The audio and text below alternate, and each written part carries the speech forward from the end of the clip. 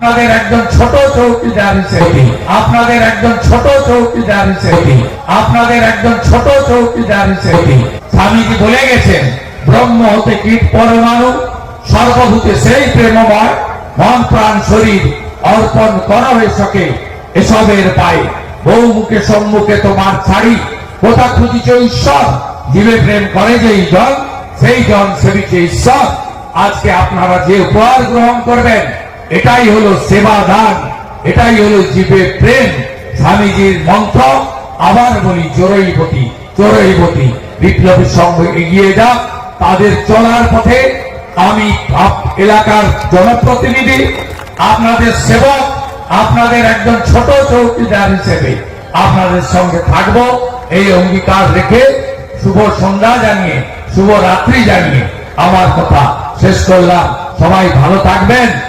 भारत माता की, भारत माता की।